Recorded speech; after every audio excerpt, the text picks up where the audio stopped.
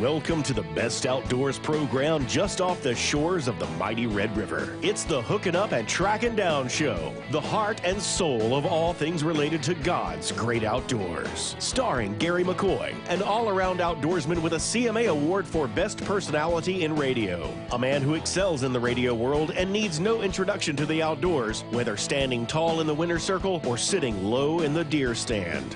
Mike Eccles, the boss tournament trail director and outstanding duck hunting guide with a wealth of outdoors knowledge who's not afraid to give his opinion with or without the facts. His years of bass tournament experience ensures that rules are followed and anglers are kept in check. And last but not least, Daiwa and Ranger Pro Steve Graff, a member of the Northwestern State University Hall of Fame with years of bass tournament experience who continues his pursuit of a double-digit bass and championship stringers. So let's jump on the front deck and make that first cast with the legendary minds of the great outdoors. Gary McCoy, Mike Eccles, and the one and only Steve Graff. Take it away, guys.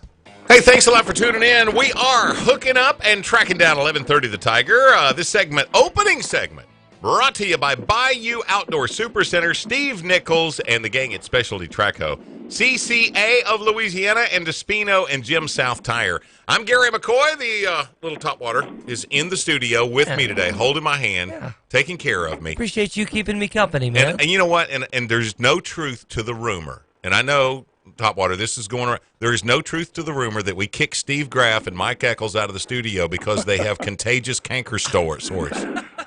That's not true. You can confirm that, though? Well, there's no video to prove it. Yes, sir, yes. Yeah, we do have video. They are live on location with our buddy Kurt Carver and the gang at Toledo Town and Tackle. And from what I'm hearing, guys, fish are starting to bite a little bit on the Big Bend. Yeah, Gary, I mean, it is, hopefully with the Bob City Big Bass Splash coming in here, be a lot of big fish brought in. I'm sure that's what the hopes are for a lot of anglers. I passed 6 or 7 boats coming over here this morning on my way from Natchitoches to Toledo Bend. And so they're on their way. I told Kurt, I said, "You been busy?" He said, "No, not really." I said, "Well, they're coming," because I passed a bunch of them on their way over here. And but the fishing has been spotty. Some places when it's real calm out on the lake, the deeper fish aren't biting very good. Need a little wind over here, as we all know. With any situation, you need a little bit of wind, but Toledo Bend, Mike, got to be careful what you ask for. I don't think wind is going to be the problem. Yeah. Lack of wind is not going to be the issue. And I would rather go into a tournament like this knowing that everybody's not catching 6 and 7 pound, 8 pound fish, right? Except me or you. Yeah, exactly. I would rather go into a tournament like this knowing that it was tough, because that way, if you catch a 5 pound fish in 3 days, you're probably going to get a check. Yeah, Gary, your opinion: is there going to be 10 plus fish caught? My partner caught one last week over here. Now he caught a 10 plus, but that was the only big 10 plus fish caught in the last 3 weeks. Well, you only got to catch one, and I'm going to tell you, I got my money. I'm pretty sure if he's not, then he's missing out on a good payday. Our buddy Steve Nichols last year, I want to say Steve finished up 2nd or 3rd in that, and he's on a pattern that I don't think really matters if the wind's blowing or not. He's doing something that a lot of people aren't doing, or very few have even thought about. And you got to fish for big fish like you fish for a big fish. You can't go out there with the expectation that you're going to get 20 bites and maybe one of them's going to be a 9-pounder. You got to go out there with the same attitude that I'm going to fish all day long and I might get 1 bite. But when I do, that's the man. Well, one thing I've learned from Randy Fair, fishing with Randy over the years, if you're going to catch big fish, you got to be on big fish. Right. Now, that's pretty common sense, I think, but that's one of the things you learn from fishing with people like Randy. That's a profound statement. Isn't it, though? I'm telling you. I mean, that's the stuff you learn from fishing with Randy Fair. But anyway, Gary, there's a lot of product that Kurt is actually wanting us to push over here today. We got a lot of things to talk about. A lot of new baits, got some new reels, got a new plopper. A new plopper. It's a double plopper. And I'm thinking, what else can you do with the Whopper plopper? Well, they've come out with a topwater buzz bait with 2 ploppers on it. Uh-huh. And so it's going to be interesting. Of course, you can't see that back in studio or on the radio, but, folks, if you watch our TV show, which is the TV segment is broadcast on HUTDshow.com, after today's show, it will be downloaded, and you can go to our website, HUTDshow.com, and actually see Well, no, you won't be able to see it because we're doing a recorded video here, so it won't be on there. We'll have to wait. I'm sorry, folks. Boy, you talk about a tease. I am really, I'm really screwing this whole deal up. But anyway, we'll try to at some point get that on. We can show it to you. We're just technically incompetent. Here it is, right here, people. Can you see it? Look at your radio. It is so cool. But anyway, it's the Double Plopper by River to Seas, and just another one of their great baits. And, you know, Mike, I could see that being a big fish bait, just like that Whopper Plopper. Oh, it's going to take a big fish to bite that. But before we get into the baits and the tackle and stuff that's going to allow you to catch fish, one thing you got to keep in mind, and this is, I wish these were a sponsor of ours. Yeah, I do too. I give this away at the Boss. Right. The G-Juice. It doesn't matter how many fish you catch. If you put them in the live well and they don't live, if you don't take care of them, it's over. So I think that this G-Juice that you put in your live well treatment to keep your fish alive and kind of sedate it and restore the coating on the fish. Right. I think this is more important than anything else there, because you catch a 15-pounder. And if it dies, you can't weigh it in. Yeah, you know what, Mike? I'm glad you brought that up, because when you're fishing like the Bob Seeley tournament, it's almost like a poker game, because if you catch a 6-pound fish, you're thinking, well, should I go in? Should I weigh the fish now, or should I stay out here? Maybe there's a 7-pounder around here, or an even bigger fish. I'll fish another 30 minutes. The hour's not over until this time. Or should I go on up there and see what's already been weighed and wait until the last few minutes? And, obviously the health of your fish is the first thing that you need to consider. But, at what point, at what size of a fish would you have to have in the live well for you to go, I'm going to the weigh-in right now? Well, I think, guys, one of the things you need to do, which at the Bob Seeley events, those hourly weigh-ins are broadcast on the Lufkin. I think it's a sister station for Town Square Media. It is, yeah. KYKS in Lufkin. Yeah, KYKS in Lufkin. If you'll tune into their station, Bob and them broadcast the hourly weigh-ins, and it gives you an idea, as you get close to the end of that, say, hour 1, hour 2, whatever hour you're listening, it gives you an idea, okay, I might want to bring this 6-pounder in, or I might want to bring my 4-pounder in. In order to get, you want to try to utilize the biggest fish you can to get the most money and value out of it that you can during the hour. And it's like any other tournament. It's a game of decision making. We all know that you just got to decide what's the best time to do it. And sometimes you win, sometimes you lose when you do it. Okay, folks, do you realize that's the Dink Master giving you advice on a big fish tournament? That's right. That would be like me trying to instruct you on landing the space shuttle. But really, I tell you what, you are right, Steve. Yeah. But you'll see. I'm gonna eat a pickle. In a tournament like this, you'll see a trend. And you can kind of get an idea whether a 5-pound fish is going to put you in the money after just a few hours. Right. But the first hour, a lot of people are not. They're too far. They're not going to come in. I would come to the scale with a middle 4 the first hour. Right. Would you? Just a lot of people all 3 days. Goes out. That's your best chance. There's not going to be that many people run in the first hour. Yeah, I would agree. Middle or high 4, I'll bet you gets checked the first hour. All 3 days. Yeah. Okay. Yeah, I would think so. Okay. Now, Gary, another thing, too, Mike brought up a great topic, the G-Juice. I want to point something out. There's another product that I want to heed warning to here. It's called Rejuvenate, and I'm going to give you a little tip here that a lot of people do not know. I know some anglers in the Boss Tournament Trail found this out by accident because they actually killed the fish in their live well with Rejuvenate. Rejuvenate. Great product. Great product. Oh, yeah, I'm not knocking the product. I'm just letting people know. Follow the directions on the bottle. Don't exceed the amount that they tell you. Don't over-rejuvenate them. Don't over-rejuvenate, because you increase the ammonia level in the water with Rejuvenate, and it'll actually kill your fish. So follow the directions on the bottle. Don't overuse it. G-Juice is not like that. It seems to be, whatever. And even with today's live wells, guys, as good as they are with aerators and oxygenator systems, you still need that product in the live well with those fish in order to help them to recover, whether they got scars. Like you said, Mike puts the slime back on the fish, which is a very protective coating that's important. And But I think the key thing, though, is, that is in long run. But the key thing in the live well is any of the products that actually sedates them a little bit. Yeah, that's true. Reduces that stress factor. 2 things. If they get stressed out in the live well, they can die. The other thing, if they're stressed out, they can throw up. and they're going to get rid of that shed or Right. that brim. So another tip this time of year, Mike, and we're probably not quite there yet. And Gary, the water temperature is probably not, it's in August it is yet. not where it was last year. Exactly. In May. Exactly. And my point being is, what I do with my G-Juice is I take a old water bottle. X-rated. this is for family members only. But anyway, I take the G-Juice and I put two capfuls in a water bottle, a big water bottle, the tall, long one, and I'll fill them with water and I freeze them. And I put them in the freezer, and when I take them to the tournament, I'll put them in my cooler, and they won't quite thaw out in my cooler, and I'll put a good ice pack on them to keep them frozen. And during the day, I'll have 2 of those, and I put one in at 10 o'clock, and I put another one in at 1 o'clock. And it not only cools the water down a little bit, but it also oozes out the G-Juice in it over a period of time. And just take the cap off of it, drop it in, and it'll just kind of ooze out over a period of time. Great way to do it. And I've had several compliments on that, Mike, by the way. People think I'm a genius, but hey, I'm a redneck. So hey, what did Brett? I'll agree with that part. What did Brett catch the 10-pounder on? I want to say he was Carolina rigging. Okay.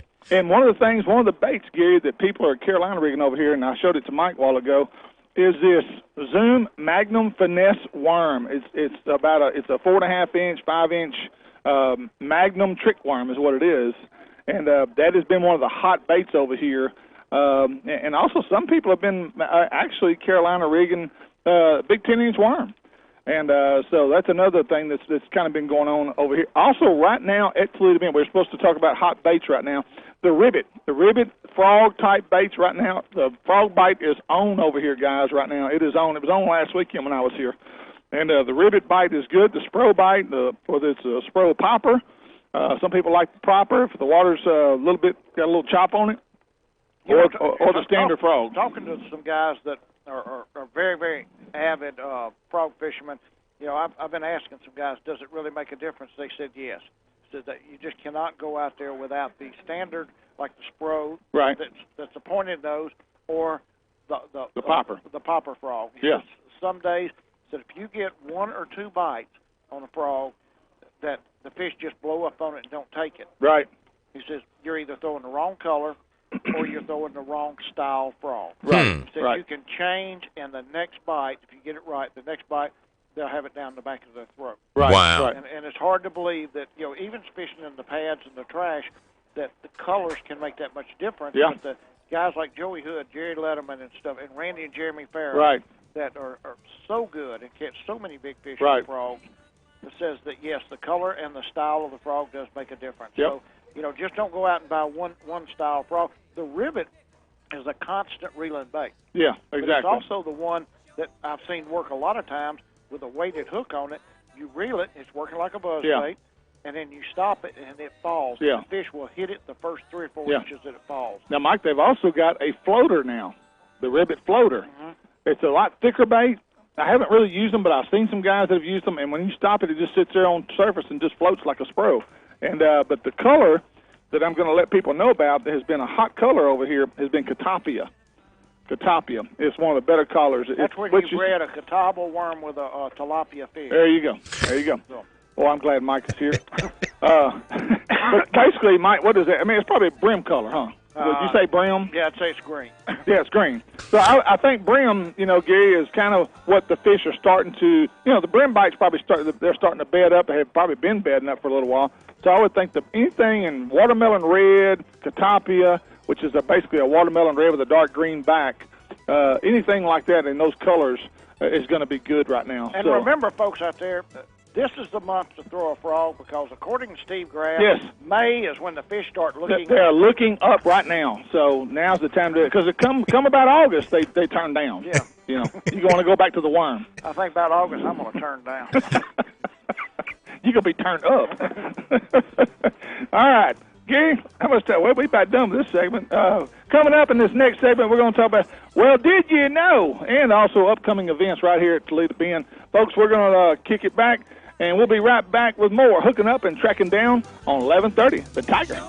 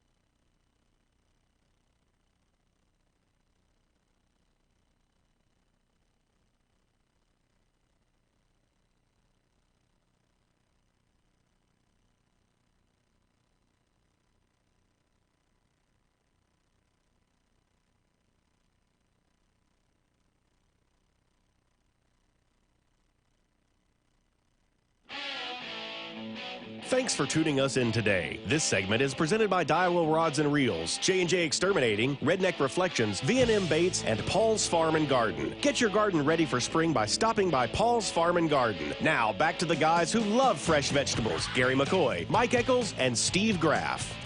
So glad I got my fresh vegetables.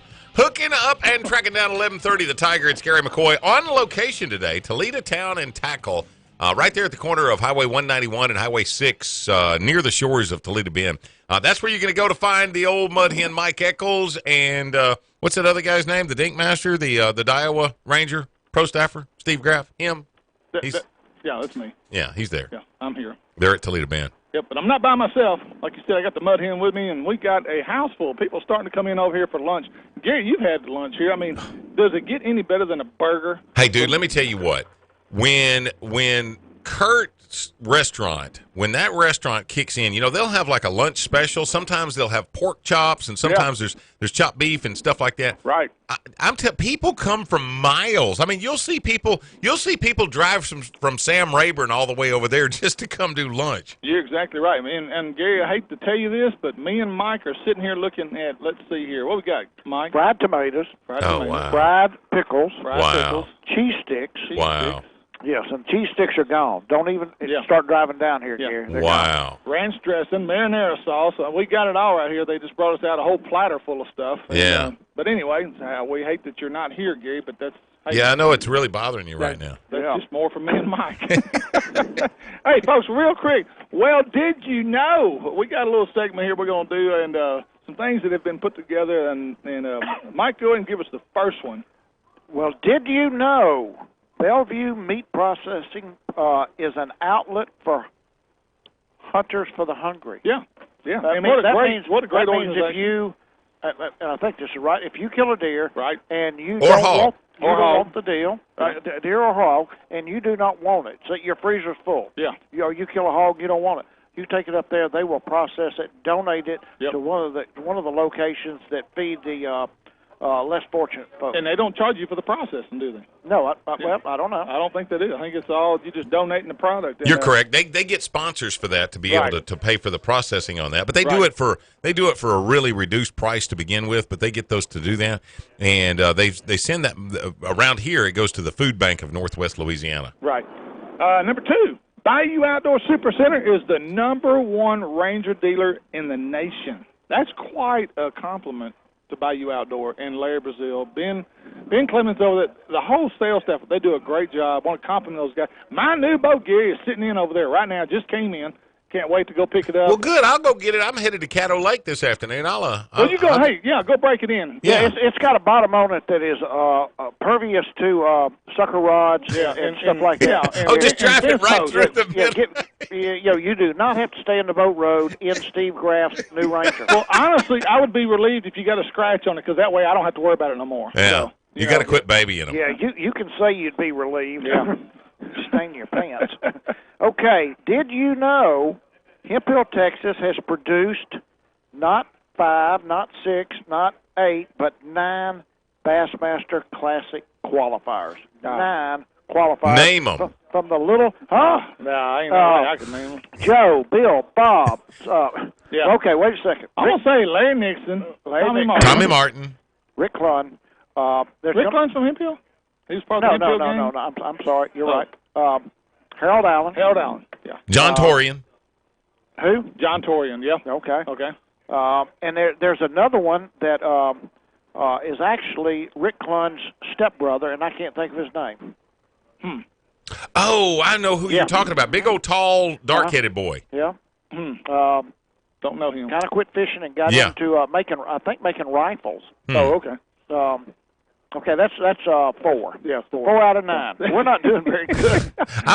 You'd be amazed though. At one time though, wouldn't you say Toledo Bend was the birthing ground of the real bass, the elite Bassmasters? It was No doubt. It was the elementary school. Yeah. Okay, actually K through 12. Yeah. Were probably more professional anglers than any other body of water. I asked Larry Nixon one time, guys, I said, what is your best advice to get somebody on the Pro Tour? What advice would you give them to prepare them for the Bassmaster Elite Series? He said, go to Toledo Bend and become a guide. He said, you face all situations, all types of water. You have to learn how to fish structure. You got to learn you can learn to fish riprap. You can fish grass. He said, it teaches you everything you need to know to be successful on the Elite Series.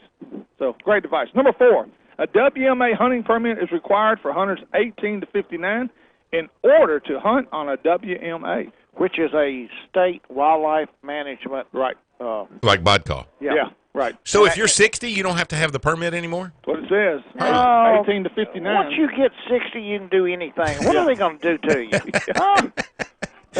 Put you in jail, give you a vacation away from your They're not going to wife? put you in jail. They have to buy the diapers for you and wipe your face. They're not going to do that. It's just like golf, Gary. You get to move up about 2 tee boxes forward in order to, Hunter got the tee off Monday about 40 yards in front of me, and he can hit the ball as far as I can. So what the heck? He's 60 years old. But anyway. Did you know deer hunters must validate their kill within 7 days of harvest by calling 866-484-4805? Now, within 7 days, Aren't they looking to change that? I thought it was within 3 days, Gary. I think they changed it from 3 to 7. Okay. See, I thought they tightened it up even more. I thought they wanted to do it in 24 hours now. That was on the docket this year. Well, apparently it didn't pass because you wrote this down. Well, now one thing that's not you don't have to call that number. It's easier to do the website that's on on your license. Oh, okay. Yeah. Okay. All right. Number 6. There are now 2 colors in Louisiana that are allowed to be worn by hunters that qualify for hunter's orange, and that's blaze orange and blaze pink. Okay, which one of y'all would wear blaze pink? Not me. You'd wear Mike. pink socks. No, I would not wear. Grass not a pink guy. Sorry. Well, I've got to say, I'm comfortable with my manhood, my sexuality. I've actually got on pink underwear right now. Yeah, it's because he washed them with red socks. Did you know all WMAs have a land vehicle speed of 20 miles per hour? Now, see, I didn't know that. I bet you that might be one of the most violated, abused laws in the state of Louisiana. I would agree. And you know what? My son started hunting Loggy Bayou over the last couple of years, and they've got, I think, a height or a width restriction on how big your side by side or your 4-wheeler can be, along with the speed limit. I want to say they've got one that's they don't want people out there just tearing up the roads. That's it. That's not has nothing to do with the 4-wheeler. It has to do with the tires that would be on it that would cause the ruts to be worse than they already are. Number 8. Well, did you know, in order to be legal during primitive weapons firearm season, all rifles or pistols must load exclusively from the muzzle or breech, as opposed to like a bolt action. Bolt action, right? Yeah. Right. Okay. Number 9. Did you know the state of Louisiana is divided into 10 different areas for deer hunting? Yes, we knew that. You know, that seems like we've got 3 zones for duck hunting. Seems like a lot, doesn't it? That seems a little extreme. Now that you bring it, I wonder why that is. Why is that such a variance? And I don't know. Because everybody wants a little different. I bet it's twist. based off deer herd population. That's exactly what I was going to say. Yeah. All right, number 10, last one. Louisiana hunters have access over to over 1.5 million acres of recreational land. Good gosh, that's crazy. What do you think the biggest WMA or the biggest amount of public land in the state? Would it be Kisatchie? I would say Kisatchie if I was guessing. All right, real quick, here's some upcoming events before we take a break. Oilman's Bass Classic, June 9th through the 10th, Cypress Bend. Ram Truck Tour Open Series, Louisiana Division, May 27th out of Fin and Feather, and then September 23rd, 24th. Championship will be out of Cypress Bend. This is in case you're looking for something to fish, guys. ABA American Fishing Tour, Toledo Bend South Division, 111, June 3rd and 4th out of the Army Rec Site. Another ABA American Fishing Tour, Louisiana Division, Shreveport Division, which is number 48. June 10th, Converse Landing, they're having a tournament off Highway 174. Bash Cash Bash, all of Toledo Bend Lake is ongoing from tournament fishing. Can from you May imagine 1. fishing down here this next 3 days and not entering that tournament? No, it'd almost be dumb. What are you, Gary McCoy, or what? Yeah, May 1 through September 4th. And the Big Bass Splash, of course, is this weekend. Bob Seeley, he'll be here in about 30 more minutes. May 19th to the 21st, right there out of Cypress Bend Resort. And if you don't want to fish and you've got a retriever, get your pencil out, so I'm going to give you a phone number. They're having a derby and a qualifying AKC field trial at Candyman Pet Lodge, which is just over the Louisiana line, Greenwood, Elysian Field area, and near Wascom. Do not wear white.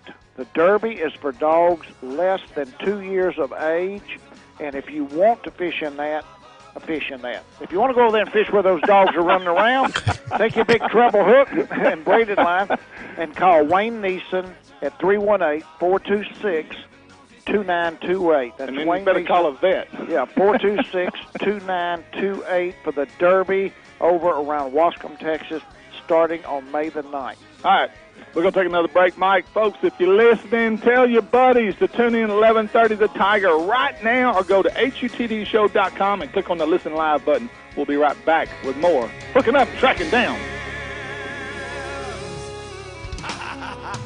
Let's go fishing.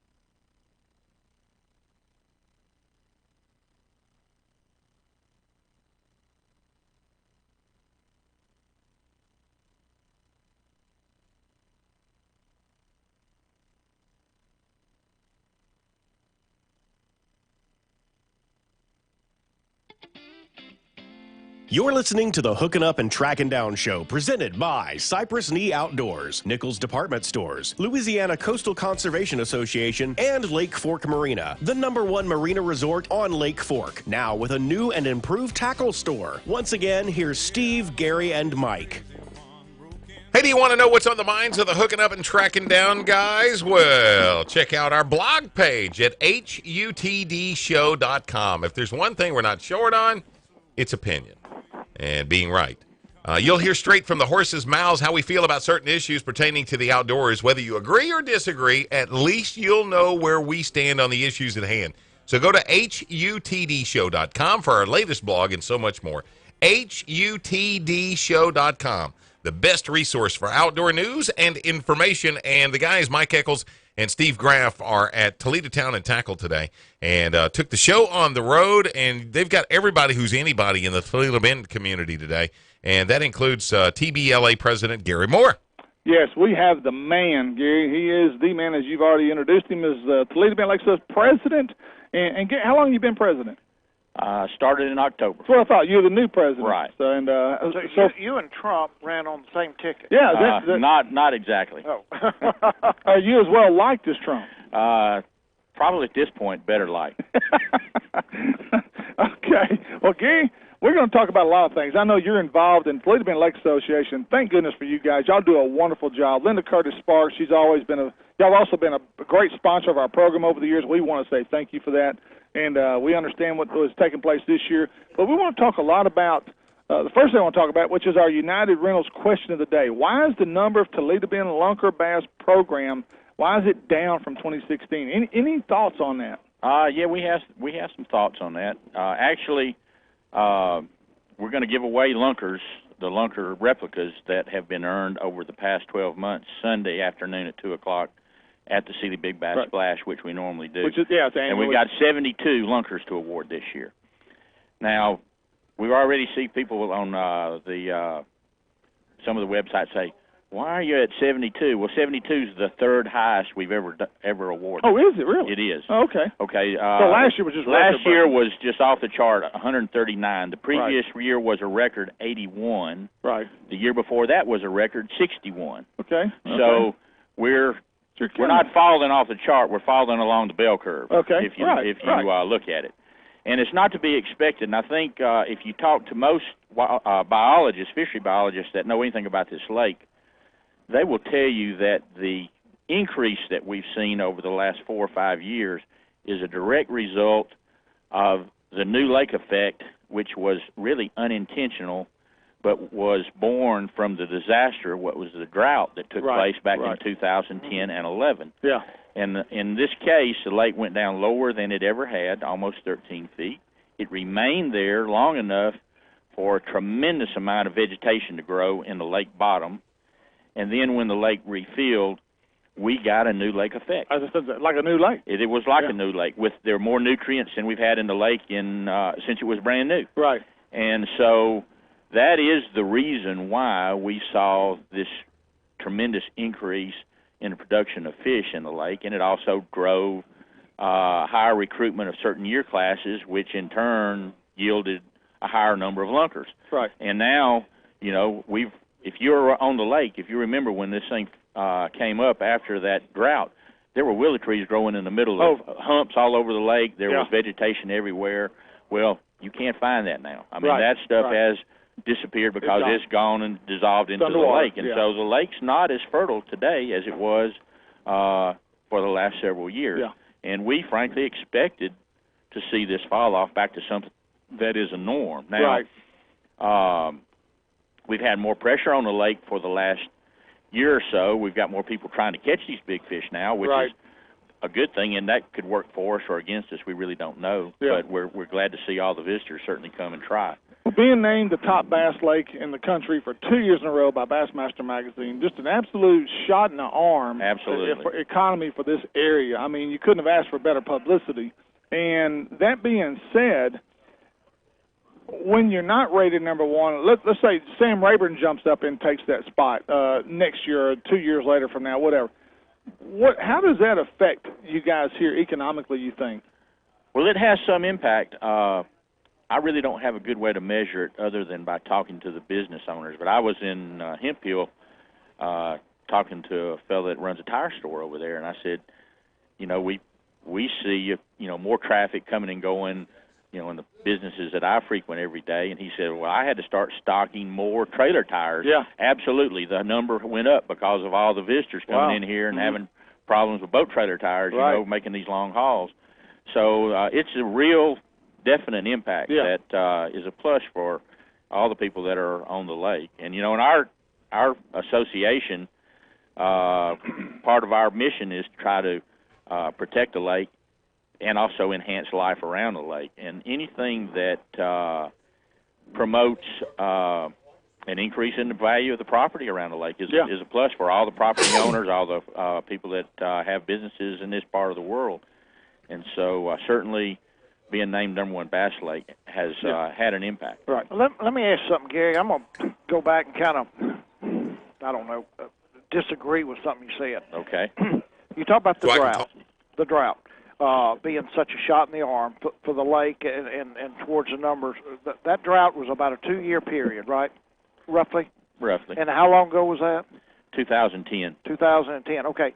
That, in those two-year period, those fish did not grow, were not spawned, and grow to 10 pounds, which is the minimum for y'all's program. 10 pounds, right. Yeah, 10 pounds, okay. Right. What that drought did, in my opinion, was it made more catchable fish in the lake, which is the reason that I think that Toledo Bend was the number one lake in the nation 2 years in a row. Those fish didn't get to 10 pounds because of that drought. What did happen was those 7- and 8-pound fish did not see baits for 2 years, and they grew a couple of pounds, and they were easier to catch. All I'm trying to do is talk about the emphasis that fishing pressure has on a lake. Right. And when y'all did not have that fishing pressure down here for 2 years because you couldn't launch anywhere. You not only had a ton of fish being born and growing that hadn't seen a bait, but you had a lot of fish that were in the lake that did not see bait or boat pressure for 2 years, and I just think that's the reason there were so many fish, big fish caught. I think that's true. That's a contributing factor, but you can't deny the fact that the lake has had a more fertile period. So if a fish, whether there were people trying to catch the fish or not, if a fish existed in that lake and he was already 5 pounds in the last 5 years, he probably grew at a higher rate than a fish that was in the lake the previous 5 years before that drought, because the lake was just more rich in nutrients, and there were more cover for the bait and everything that grows from the bait and feeds on the bait to grow, and so it just made for a better environment. I have to say that not that it matters, but I understand what you're saying, and I'd say that's a very, very valid point. I hadn't thought of that. How important, Gary, has it been for Toledo Bend to host an Elite Series event here the last 2 years? Is that something you're going to try to do annually? I know it costs a lot of money to bring those guys in here. Well, if we could had our way, we would certainly want those guys to be here every year, but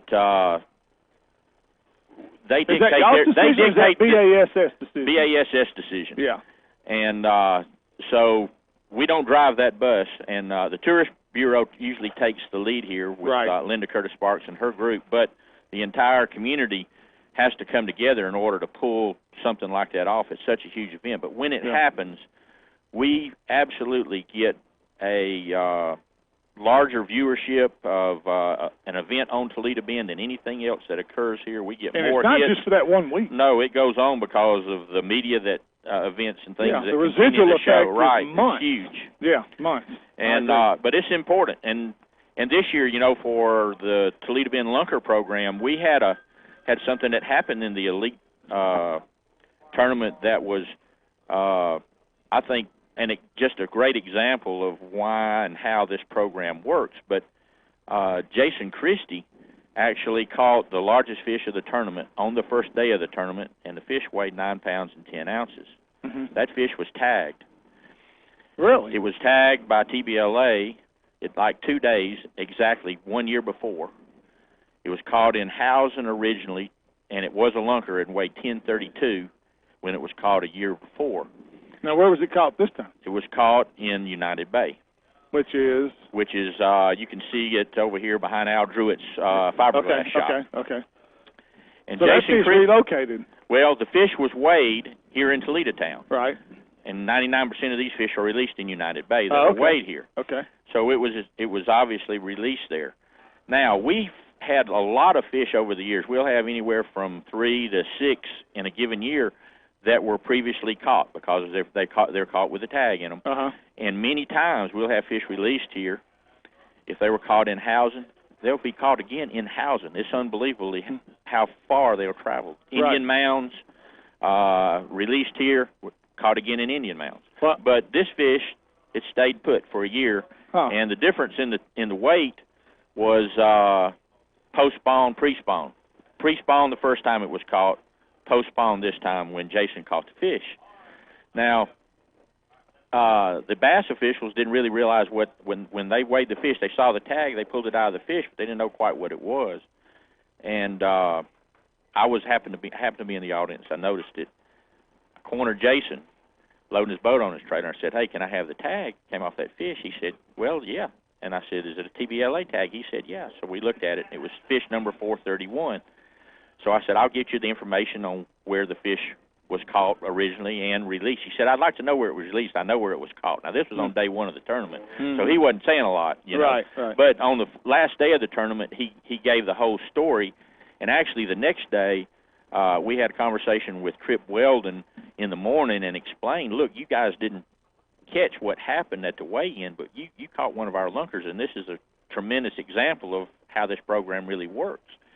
And the fact that one of our lunkers turned out to be the biggest fish of that tournament, even though it didn't weigh 10 pounds this year, almost 10, is still that fish wouldn't, if it weren't for this program, we wouldn't know it happened, and that fish might not have made it. Yeah, right. That it would have been a skin mount someplace. It could have been. Exactly. And also, real quick, Gary, before we get, we're fixing to run out of time here. One thing I want to make sure we get, what is new with TBLA? Anything y'all are working on? Any projects that the public needs to be aware of? not really. Right now, we're in a sustain mode, but we're always looking and listening for new things that we can do around here. And we just finished our fundraiser. We raise the funds that we use for our budget, and besides the Lunker Bass program here at Toledo Bend, which is obviously the most visible thing that we do and also consumes the most money, we also have a grant budget by quarter for every year that's available for projects that come to us that are directly related to the mission of conservation of the lake, protection of the lake, and or enhancing life around the lake. Mm-hmm. We've got high school teams today, 3 in communities that border the lake that we help sponsor every year now. Right. And that's a growing thing, and we expect that to increase.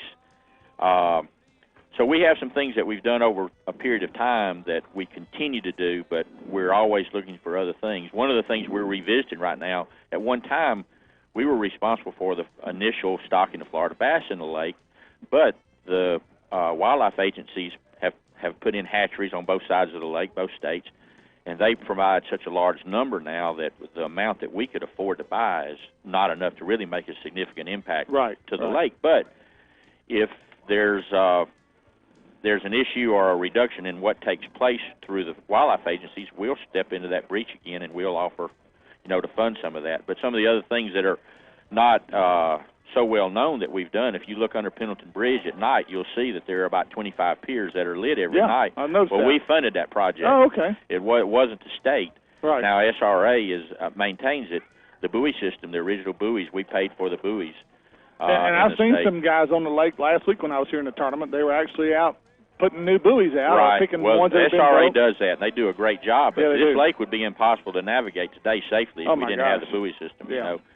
So there's a long legacy of things that we've done. Wildlife and fisheries on the Louisiana side, we've provided 2 boats. One is a huge habitat boat that was a custom-made aluminum boat where they've actually put sand substrate on some humps to try to enhance some spawning areas for brim and or bass. Right. And that boat excuse me, they put sand? Yes. Okay. To create a sandy bottom there on top of some of these humps that otherwise wouldn't have that kind of structure there. We also provided a mud boat so that they could get to places to spray for salvinia, which continues to be an issue. And one of the things that we hear a lot of talk about that we ought to touch on quickly is... I tell you what, real quick, can you stay with one more? Absolutely. Yeah, we're going to come right back. We're going to keep Gary Moore with the Toledo Bend Lake Association, president of Toledo Bend Lakes. We're going to keep him over for one more segment and talk about, because I guarantee you the salvinia issue, Mike, is something everybody wants to know about. So we're going to take a quick break. When we return with more Hooking Up and Tracking Down, 11:30, The Tiger.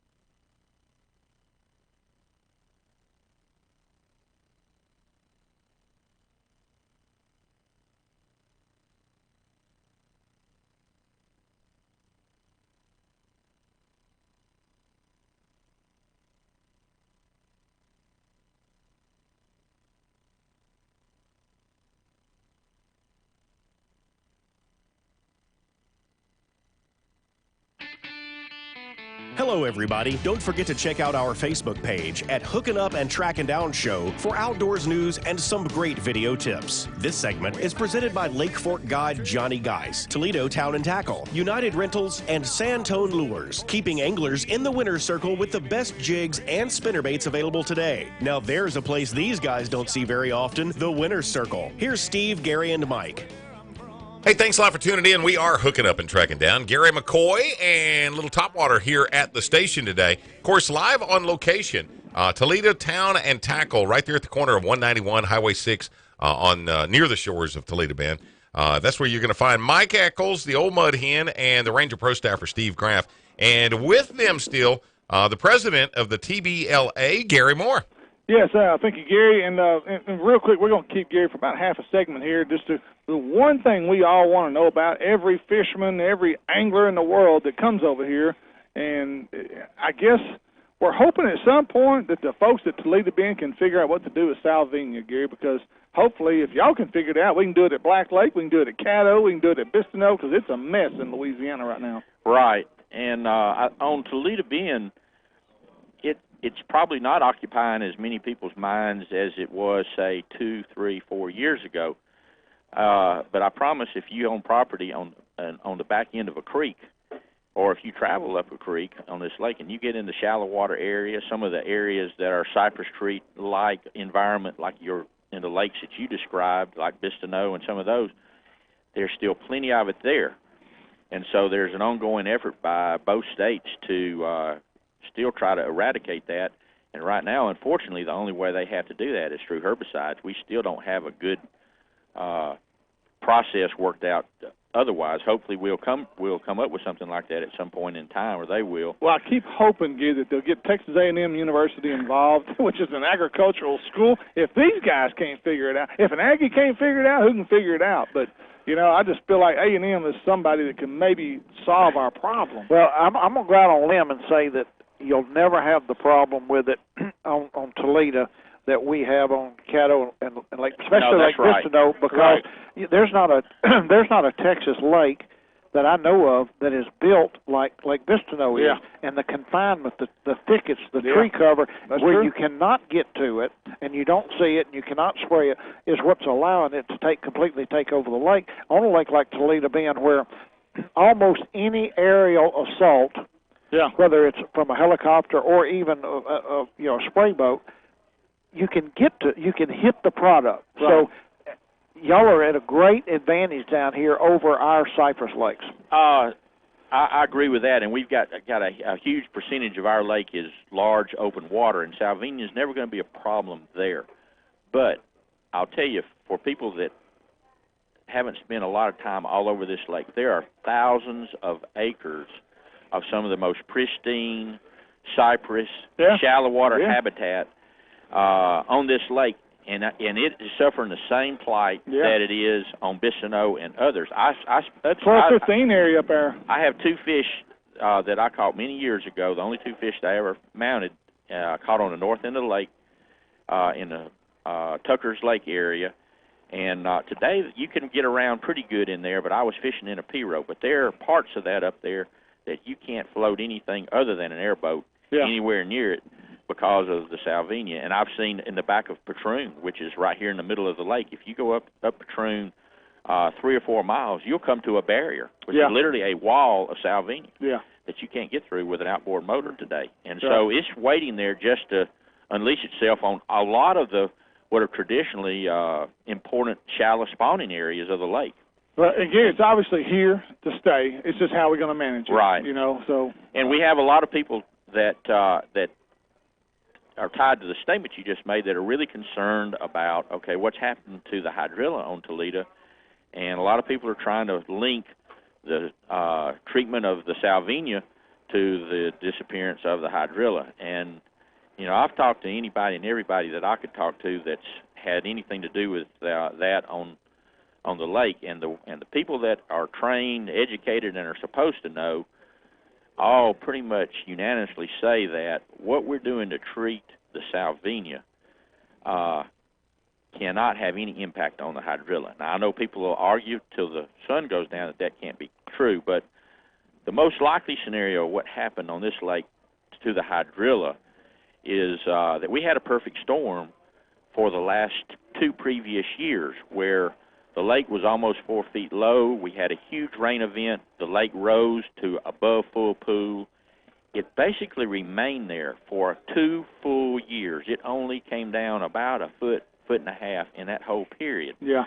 Hydrilla is like any other plant. It has to have sunlight in order to grow. Right. When you put 4 feet of dirty water on top of it, regardless of where it is in this lake, it just didn't get the sunlight penetration, and so we killed the hydrilla with that. I mean, Mother Nature did it. Yeah. Now, fortunately, I can tell you from being out on the water, I'm seeing hydrilla in places that have been barren for the last 2 years where it's making a comeback. Right. Now, a lot of people when I run into people that I know on the street, I say, well, what are you going to do about the hydrilla? I said, we're going to wait for Mother Nature to bring it back, just like it took it away. Well, there's not really much you can do.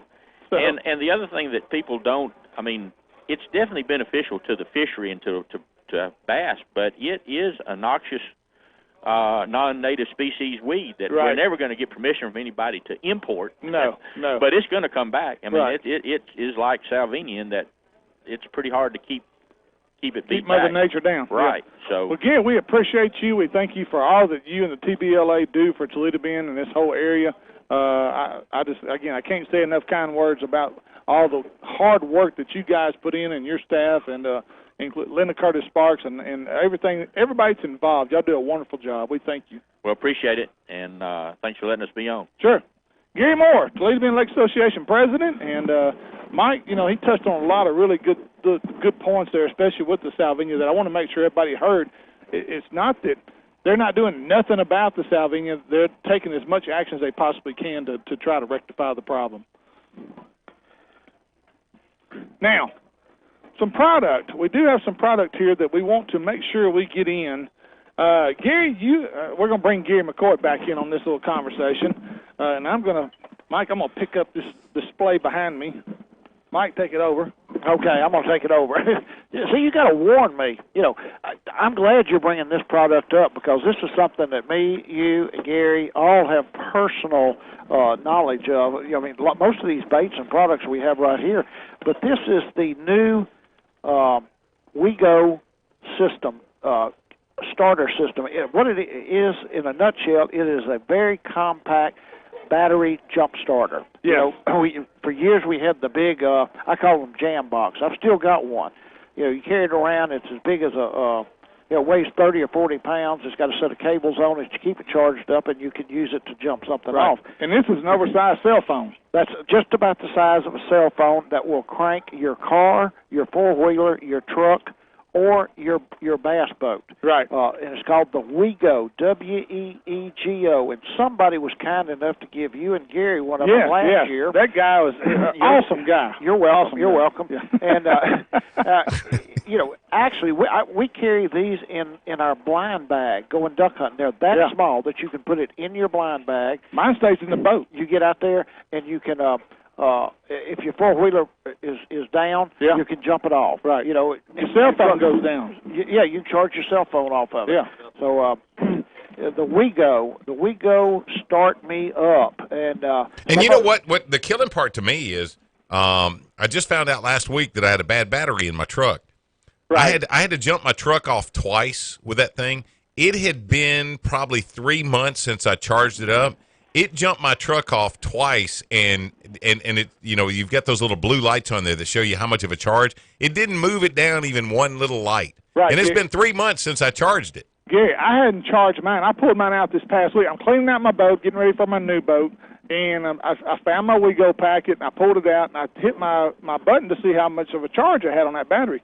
I have not charged that battery since last September. Wow. I still had two blue bars on there. I thought that was incredible. I still could have jumped my boat off with it. And you made the comment this is not much bigger than your cell phone. Yeah. You're right. But I can assure you it's smaller than my first cell phone. Oh, yeah, I would agree. Yeah. You had a flick on bigger than that. But there's different levels, too. There's 3 different levels, guys. Like Mike said, there's the starter package, which is this one here that Kurt Carver has right here at Toledo Town and Tackle, and he's wanting to move. These are great products. You're talking about a great Father's Day gift idea? It don't get better than the WeGo. if you're looking for a father, come to Kurt Carver, Toledo Town and Tackle. He's got a great supply of these things, and he would love for you to come pick some of these up, because I'm telling you, it's got a built-in flashlight and everything. It's just a great gift idea. Well, you know, we was talking about the original, the big jump packs that weigh 30 or 40 pounds. I've had one for probably 10 or 12 years, and I said I would never be without one. They are that handy. Yes. You don't have jumper cables. You can't get something up close to you. You're on the water. Excuse me. But when you take something that you believe so much in as that big jump pack, and you take and you cut it down in size by about 85%, right, I can't do anything except make it a lot better.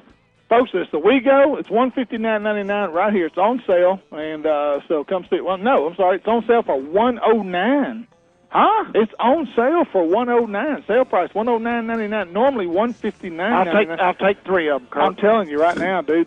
Folks, I'm telling you, this is as good a Father's Day gift as you'll ever want to give your dad. So check them out. If you're a dad that's got daughters that wants to make sure that your daughter doesn't get stranded somewhere. Oh, what a great idea. Yes, man. Both of my daughters are going to have one of these. So just a great gift idea for their birthday, Christmas, whatever. I'm telling you, where else can a man get jumped off for just over $100? Let's don't go there. I knew Mike would have to take it in a different direction. I'm here now. Yeah, we know, Bob. I'm not letting you jump me off. We got Bob behind the WeGo right now. Where's Gary when you need him? Yeah, Gary's back in the studio. That's probably a good thing today. But anyway, also we got the Luz has a new reel out, Gary McCoy. You would probably love this reel. It's called the Mach 2. It's a 7.5 to 1. Remember the reel I was throwing with Daiwa that had an 8-to-1 gear ratio? Mm-hmm. Man, you loved that. You said, man, I got to get me one of those. Well, Luz has one out now, 7.5 to 1, which would be great for a rattle trap in January, February, to run that rattle trap across the top of the grass that Toledo Bend will be growing this next year. So, but anyway, good-looking reel, too. It's the one with the green handles. It's got green handles, glowing green. Those are the wind grips. The wind grip, yeah, you're exactly right. Great handle, great reels, and just a great product. And so check them out. So, Gary, we out of time? Yeah, we're out of time. Folks, we're going to return when we come back with hour 2 with Hooking Up and Tracking Down. And Bob Seeley should be a great 30 minutes coming up with Bob. We'll be right back with more Hooking Up and Tracking Down, 11:30, The Tiger.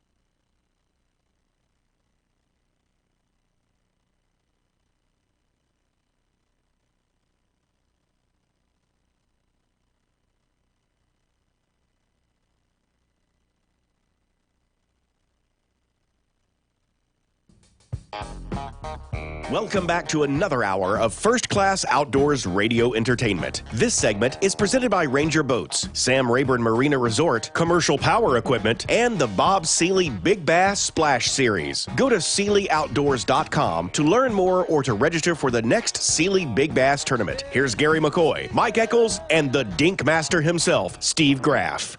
Hey, be sure to check out our Facebook page for all the latest news and tips and tactics of the great outdoors. Or just go to the website, HUTDshow.com, and watch several of the latest shows. That's HUTDshow.com. We are hooking up and tracking down. I'm Gary McCoy with a little Topwater back here in the studio. And this is kind of cool. I feel like I'm conducting the Bassmasters Classic here. You know, we're here, and the guys are on the water, and they've got the big guy. Bob Seeley is hanging out with them at Toledo Town and Tackle, right there near Toledo Bend. What's shaking, boys? You normally referee and me and Mike, but you don't have to referee today. Seeley is there. He's got this. Well, no chance of a struggle today because we start eating about 10:30, and we're mostly full. We can't get up. Forget lunch. We've already had brunch. But anyway, we've got the one and only Bob Seeley, and you know, Bob, I mean, I don't even know where to start with you. I mean, basically turn the microphone on, let you run with it. But let's talk about the events leading up to this event right here. How has it gone this year for the 2017 season for Seeley? You know, so far, you know, we were in Alabama and had a 1098 to win that event there. And then I was really concerned, you know, with Rayburn because, you know, going into the third day, 873 was the biggest fish weighed in. Yeah. And, you know, I looked at the records and all. We hadn't had a fish under 9 pounds to win a big bass splash event over at Rayburn in over 16 years. Right. So I was getting a little concerned. Yeah. And then about 12:10 Sunday, had a 945, you know, weighed in. Yeah. And I said, well, it could be over. But then I got to thinking, no, I've seen things change right at the last minute, and especially over here at Toledo Bend. I've seen it more than once. And sure enough, we had a 957 gentleman from Bossier City. Oh, yeah, that's right. Won the event with a 9.57 and caught it on River to Sea whopper plopper. Oh, he did. We never heard what he caught it on. Caught it on a whopper plopper. Well, I'll be done. And guess what? I'm thinking that a whopper plopper will work at Toledo Bend, too, to be honest with you. Do you know anybody throwing the new I've seen double plopper? I've seen a couple of people, you know, or rather I've talked to a couple of people that have thrown it. They have caught some fish on it. You know, I guess, you know, you need a little bit more grass, you know, I think, right, in a situation like that. But, you know, the whopper plopper overall, it's been proven time after time. I cannot begin to tell you how many fish, big fish, I caught on that. Well, a friend of mine yesterday that caught one on Rayburn the other day that was over 8 on a white whopper plopper. Right. Just so people know, the double plopper, folks, it's a buzz bait, but it will actually, when you stop it, it doesn't sink. It actually floats. So that's the different the concept. It's a different concept than regular buzz bait. It does make some racket. Oh, I'm sure it does. You know, I you can't can imagine. drum them up in deeper water, I think. Yeah, but I believe that's a bait right there. You really need to have a 5-10 mile an hour wind blowing. Oh, I agree. Yeah. I totally agree. Yeah. And I don't think we're going to get disappointed. Before we get to the Toledo Bend event, I want your opinion on the Elite Series that's coming up at Rayburn. I know you're close with a lot of those guys. Yeah. Bob, is this going to be off the charts? Rayburn has been on fire since January. Well, you know, Casey Ashley and Gerald Swindle, both, I got to visit with them some after the day one practice. Yeah. They had a heck of a practice. Yeah. Let me just put it this way. They're excited. Yeah, you know, I hadn't talked to anybody in the field, number one, that hadn't had some good practice days. You know? Right. I think, you know, the weather's changing a little bit, getting a little bit more wind. A couple of guys said, man, I want the wind. Yeah. You know, I don't want it in 4 or 5 foot swells, but yeah, I'd like to have some wind.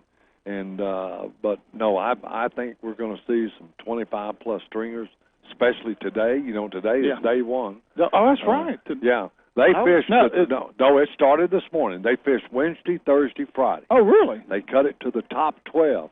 They're off on Saturday. Oh. Right? Then the top 12 fishes on Sunday. Is that a new thing? Well, with the Bass Fest deal, they kind of got it set up. Oh, it's Bass Fest. That's right. I'm Bass sorry. Fest is what it is. I forgot about that. But all 110 elite guys are there, and it does create points and stuff to go to the Classic for next year.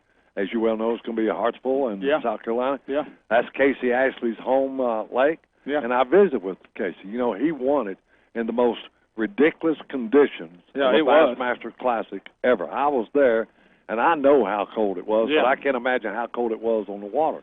But Casey said, the colder it is, the better I'll like it. But and his dad made those little spin heads, didn't he? Yes, sir. He sure did. That was the a cool problem story. being that Casey is telling me now, because they moved it in March, He said everybody's going to catch them, so it's going to be anybody's ball game. Right. He said I'm just trying to get there. Yeah.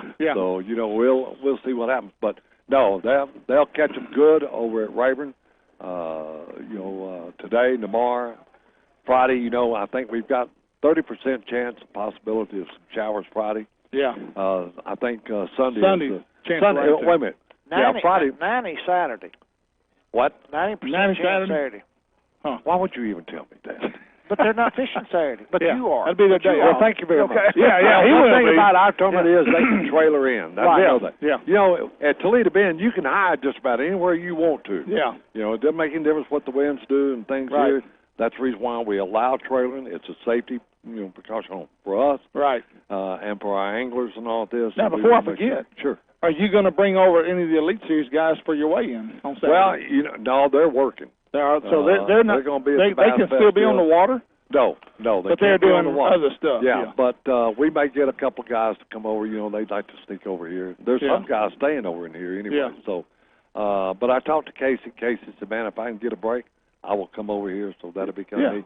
Yeah. Jordan Lee, got to visit with Jordan the other day. Well, good kid. I still call him a kid. He is a kid. He's 25 years old, but he's still on cloud nine. And I tell you, his whole life has changed. I'll tell you a story. I was at the new tackle store over at Sam Rayburn. Oh, I know. And went in over there. Jordan's there, and he's working the store. It's late that evening, and we just got to talk. I said, Jordan, I got to get you back on the show. He said, yeah. I said, well, I'll tell you, if you win the Classic, we'll get you back on. And we just kind of chuckled about it. Oh, yeah. A month later, that sucker's on this show. That was it. I was like, what the heck? That was one of the greatest comebacks.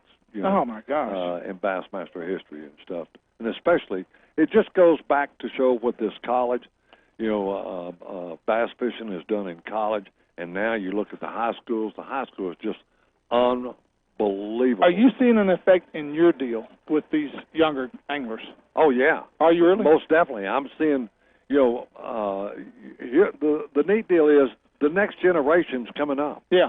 You and we never had bass fishing in high school. No. I'd give it anything in this world Oh, we had. my God. I would have actually gone 3 days in a row. Yeah. Oh, absolutely. Mike might have gone to class if they'd have had it. I understand. And, I'm glad you brought that up, class. The thing about it, they got to make their grades. Yeah. They treat it just like football, baseball, basketball, whatever. But look at the 2.0. And look at the girls that are fishing. Yes. And there's some pretty good girls out there that can catch them. But I'm elated that the high school deal is doing what it's doing. We have a every other Thursday night event that we put on there in Shreveport, the Cash Splash, and it's tomorrow night. But 2 weeks ago, we had one of the high school kids and his girlfriend showed up, competed against 94 boats, 3-hour tournament, and won. Oh, that's awesome. Yeah. And I'm going to tell you, it's really kind of strange, but I think it's a good strange when you look up and there's a truck and a boat launching, and it's a mother launching their kid because he can't drive, and they're fishing tournaments. Yeah. Oh, it's amazing what it's done. And I happened to be in Dayton, Tennessee about 3 weeks ago. We've got an event coming up there on Lake Chickamauga, June 10th, 11th. Great fishery. And the Bassmasters High School Championship, a regional championship. Right. So the national was there. 374 teams of kids fished that event. And it's amazing. Those kids are so upbeat. They're so excited. Yeah. And, for manufacturers in the industry, I'm telling you, I got to hand it to Luz. Yeah. Luz jumped on board from day one. And a lot of other manufacturers are following suit.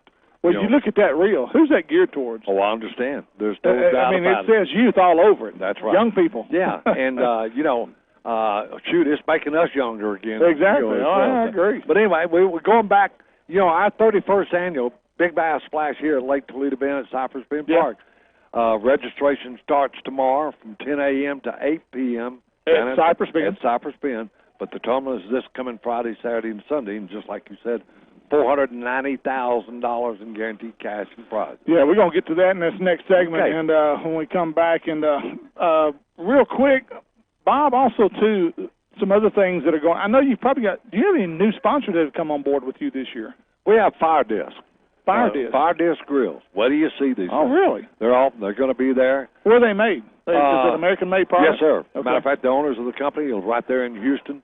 And let me tell you, when it comes to cooking, These suckers will cook. Describe that, because I think I've seen a video. It's a fire disc grill. It looks like a giant wok. Yeah, okay. Well, let me tell you, the way they've got this stainless or the steel that they use in this thing, you don't even have to. What do you call a frying pan that you sear it or sear, like you sear saute pan? Yeah, you don't even, okay. Yeah, you don't even have to do that. This sucker right here will cook anything. I'm talking about from pancakes to eggs to steaks to shrimp.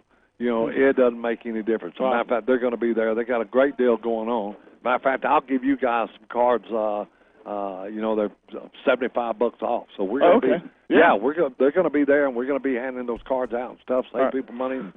A lot of the elite guys, they're buying them because they're taking them with them. Taking them home. Oh yeah.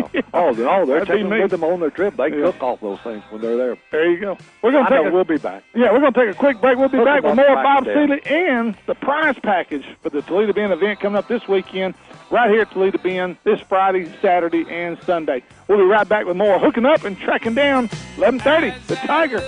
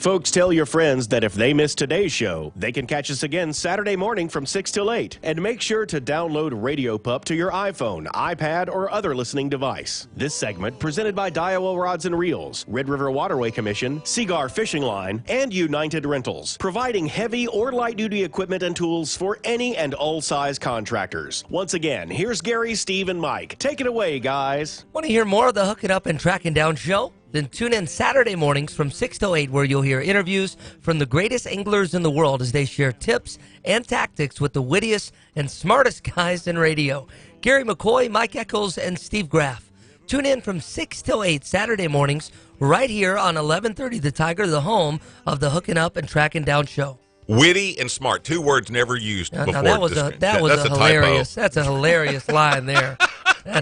I almost stumbled on it. We are hooking up and tracking down 11:30 the Tiger. Gary McCoy, along with Topwater, little Jaybird here, hanging out in the studios on the road today, out broadcasting live. In fact, you know what? If you're looking for something to do for lunch, it is lunchtime at Toledo Town and Tackle, and I'll bet you can find probably the best hamburger on all of Toledo Bend if you go in there. And the guys have already found. What'd y'all find? What are y'all eating? Hey, fingers are pretty good. Yeah, we had fried green tomatoes, fried pickles, cheese sticks, and fried pickles. I mean, it just didn't get much better than that.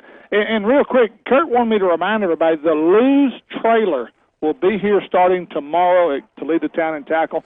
You want to stop by and check out the entire lineup of Lou's rods and reels. Their trailer will be here and here at the store, and probably will end up being on display, I would imagine, at your place down at Cypress Bend. Let me just put it this way. It won't be long. It won't be long. You know what? I'm glad you brought that up. What? Because I was thinking about those guys the other day. That was a company, Lou's at one point had sold to Browning, and then it rebirthed in the last 10 years. That is a company that truly has reinvented itself, and they're at the top of their game now. Yeah, you remember the original Browning on this deal, and Lou's came out with BB1NG. Yeah. Remember that? Yeah. I still have 5 of those, and I still use them. And they were black with the gold because the original right. Lou's was black with the silver screws, and the BB1NGs came out, they were black with gold screws. And boy, you talking about throwing a rattle trap. You throw that sucker a half a mile. In 79, I got a high school graduation gift. It was a Lou's Speed Spool. That's right. When they came out. Yep. That was the black with the silver screws. That's right. It was a great reel. You're good. Great reel. Yeah.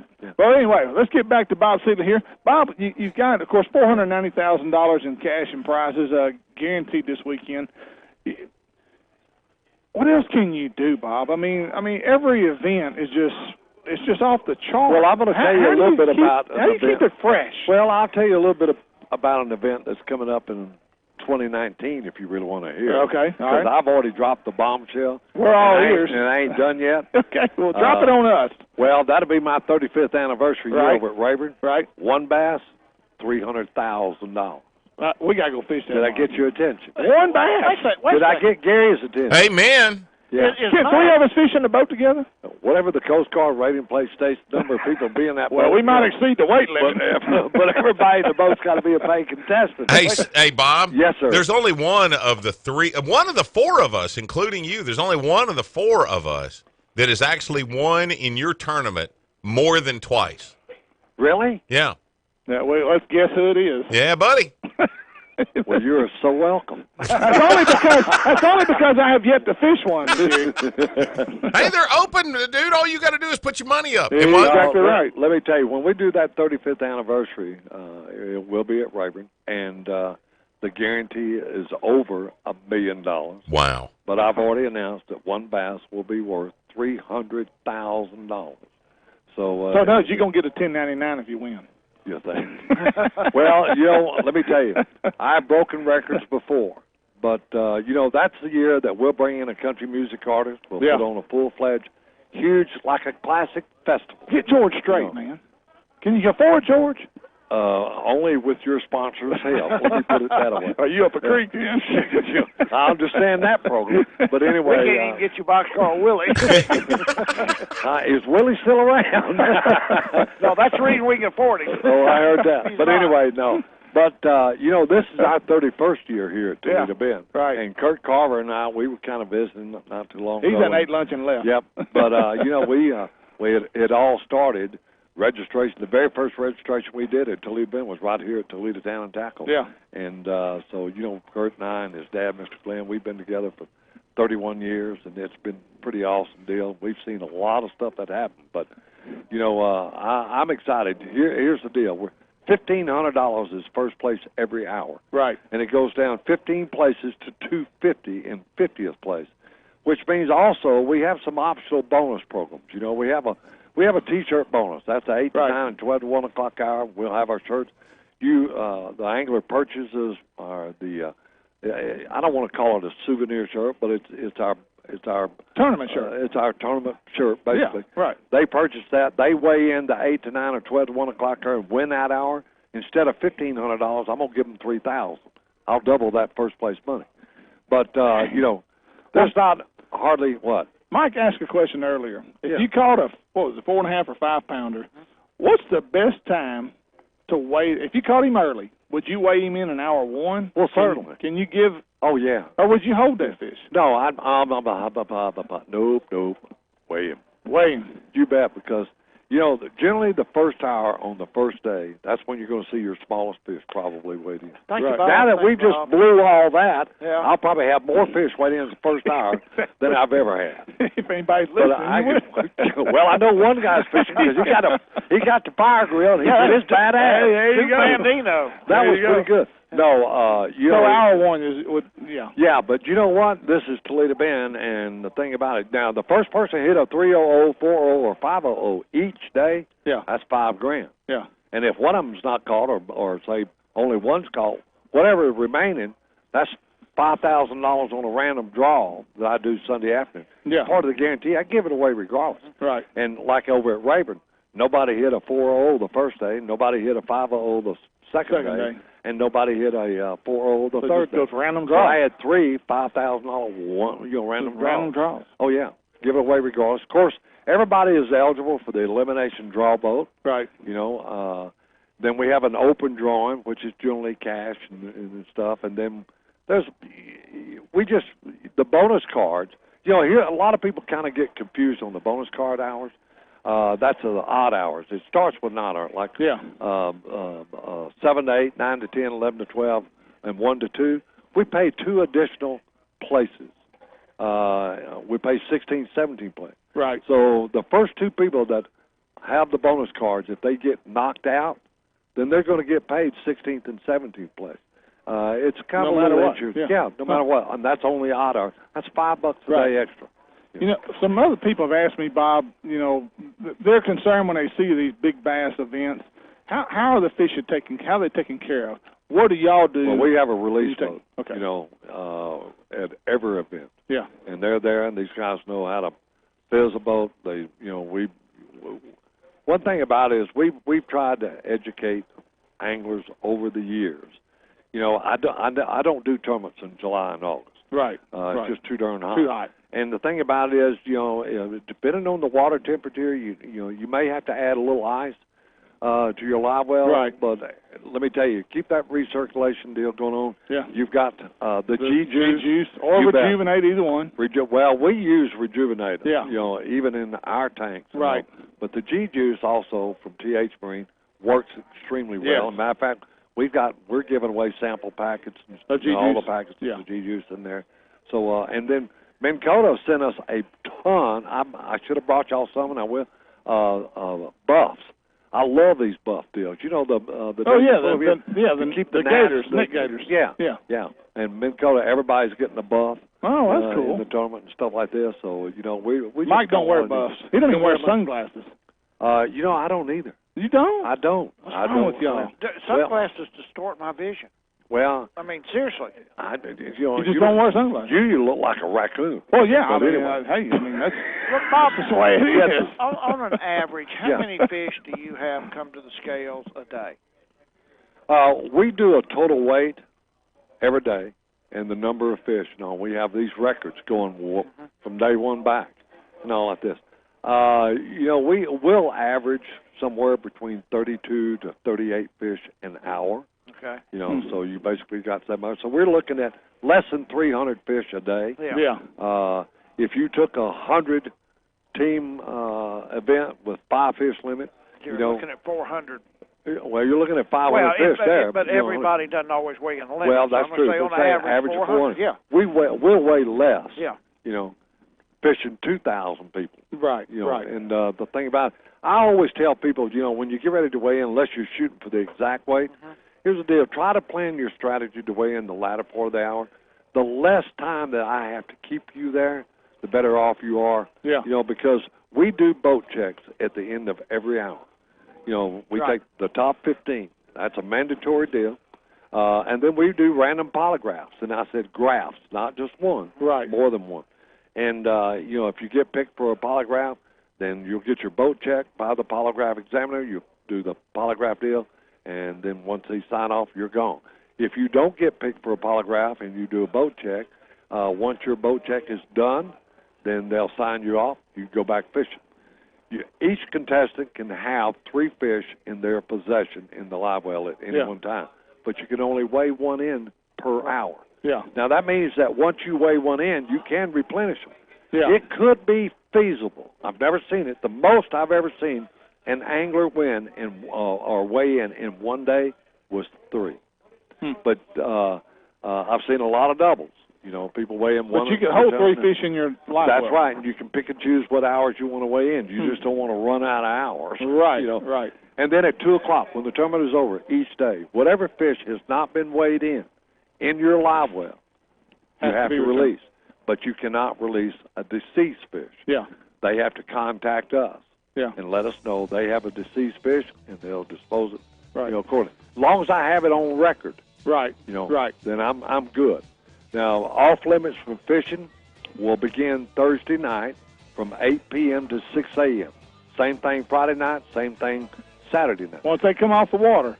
Well, our tournament hours are over on the water. You can't go back. At 2 o'clock. Yeah, you can. You can. If they want to fish from 2:01 up to 7:59, I don't care. If they want to go out and look for fish, crappie fish, whatever the case may be, you cannot. You can't carry a bass over from one day to the next. Right. No. Right. The fish has to be caught during tournament hours that day. Right. So but it's like people will have an oversight on a rule, and I always tell them this: look, if you do, don't wait till you catch a fish and then tell me. Right. You better call or tell us or come up. Let us know what the situation was. We'll take care of it right then. Then we'll let you start all over. And another thing, too, that people need to be aware of, and I know you tell them this at the tournament registration, is listen to KYKS for the hourly reports. Yeah, we'll all update. Plus, on our website, they can tune into the website on kicks and hours, and they can see the updates as well. Yeah. Here's a situation, too, that we've got to take care of. All these wildlife agencies throughout the U.S. now, you can go online, give them a credit card, and you can buy a fishing license. Right. Online. Right. And then they'll tell you, write these numbers down. Right. Let me tell you confirmation number. Yeah. Guess what? That confirmation don't work. Oh, really? Yeah. You've got to have a screenshot put on your phone. Or a copy. Or a copy. Hard copy. You've got to have a hard copy. Yeah. The Parks and Wildlife Agency, and the confirmation number don't mean nothing. Yeah, Texas and Louisiana reciprocates. So if you have a Louisiana license, you're good. If you have a Texas license, you're good. Right. On Toledo Bend. But you've got to have some type of hard copy, either in your possession when you weigh in, or you got to have it on your phone. It costs people money because, I've got the numbers written down. Anybody can write a set of numbers down. I think to say that's because y'all don't have the technology, what it takes to go into Texas Parks and Wildlife and check that number to a legitimate license. But it's not really our responsibility to do that. No. The rules and regulations states. Yeah. Whatever the wildlife agency requires you to do, that's what you got to do. And unfortunately, it has cost people on hourly deals and stuff because, I got the number written down. I appreciate that. Fine and dandy. Show me a hard copy. Right. So I'm going to just tell them. We're going to tell them that all day Thursday. If you went online and registered, either show an email on your phone or get a a photocopy. Photocopy of it, a screenshot, and have it on your phone. Right. So, and every angler's got a tournament ID card. That's the reason why we have everybody to come to registration, pick up their packets, even though get their tournament ID card. So when they weigh in, they produce that tournament ID card every time they weigh in with their fishing license. Okay. All right. Bob, before you get away from us, thank you for your support of Hooking Up Tracking Down. We appreciate you. Well, we've been appreciate together. How many years we've been together now? 32. We've been on the air for 10 years. Our 10th anniversary year for 10 years. Okay. Well, I'm planning to celebrate 10 years further down the road. I'll be on it every year. There you go. There you go. We appreciate you. Anytime. Thank you, Bob. Bob Seeley. Folks, we're going to take another quick break. We come back, we're going to talk about some things. Mike Hickles has got something he's going to share with us when we return with more Hooking Up and Tracking Down on 1130 The Tiger.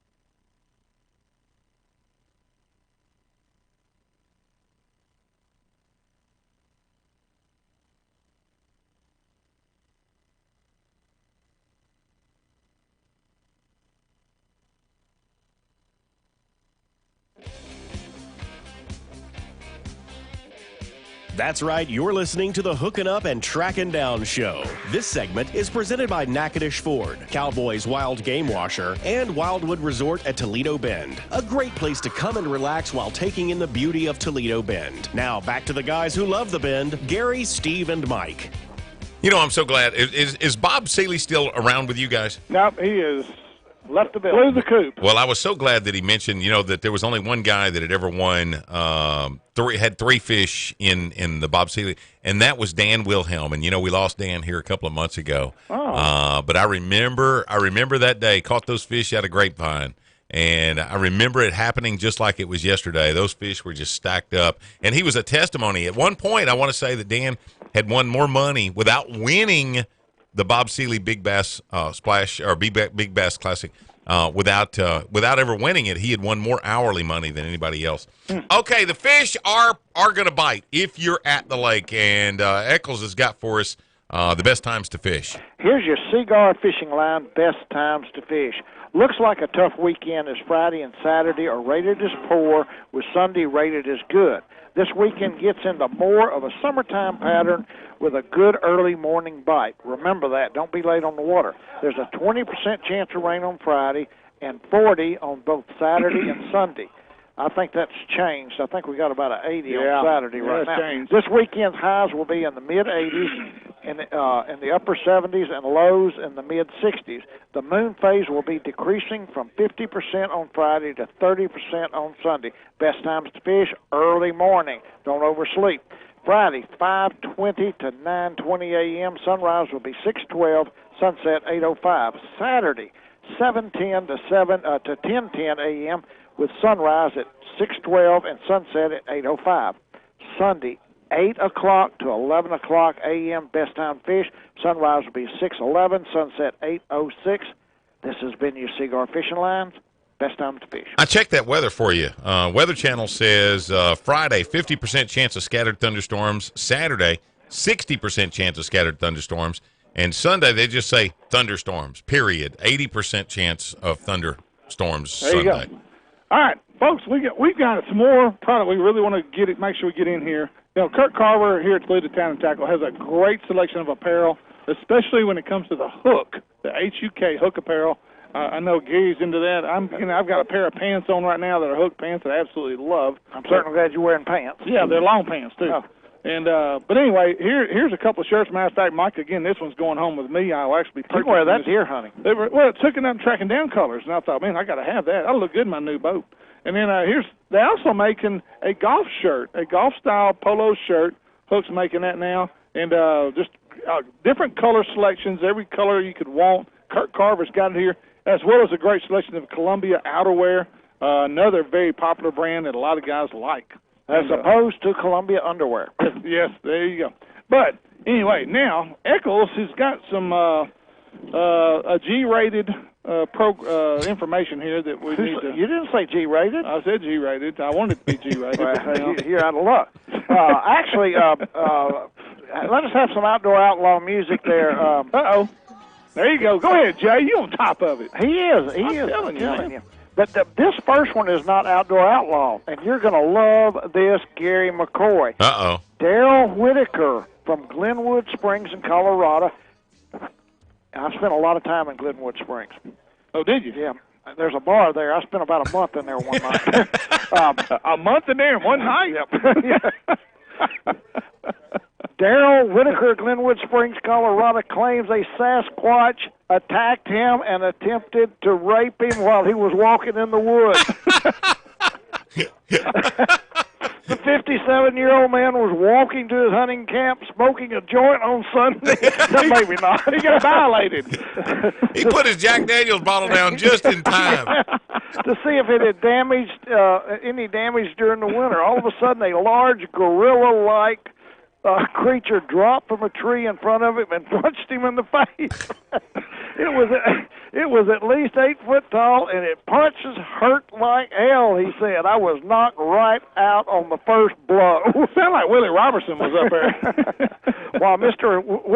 Whitaker was trying to recover from the attack, the large humanoid creature began to tear his clothes off while letting out some terrifying howls.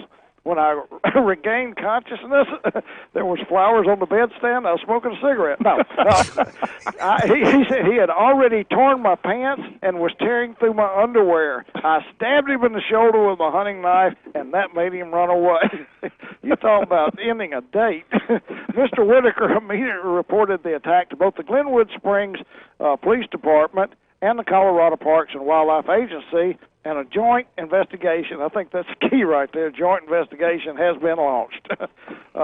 Investigators have found some extremely large footprints at the site, which they believe are those of the aggressor. Oh, wow.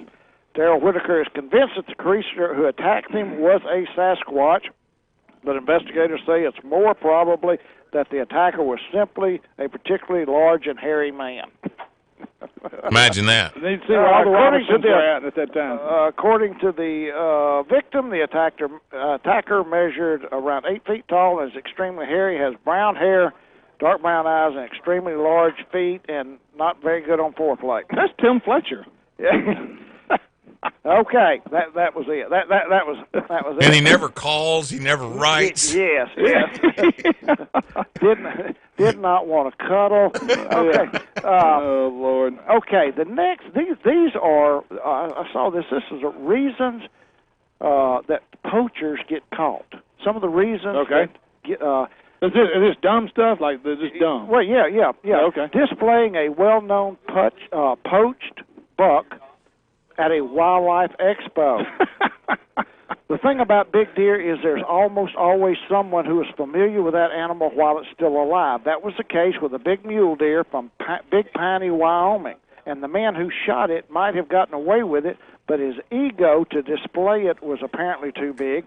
Another hunter had photographed the buck well after the season was over, and he spotted the mount at the Wildlife Expo in Salt Lake City and alerted authorities. Wow. The man, Nathan Strong, got 10 days in jail and over $19,000 in restitution for his fine.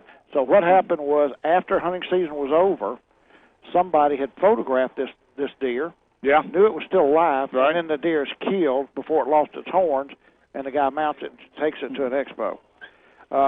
What's the next one? Forgetting the Revenant was just a movie. A Missouri man freaked out when he spotted a black bear in his yard and shot and killed the animal before hiding its body. The reason? He told wildlife officials he had just watched the Leonardo DiCaprio movie The Revenant, and he freaked out, thinking it was a grizzly that might hurt his family. Never mind that the bear was in a ditch across the street from his house and not acting aggressively. Wanting to protect his family is understandable, but this was a major overreaction. The man later pled guilty to stupidity, which is a misdemeanor in this case. Wow. Try to get away with a big buck hoax. Poachers.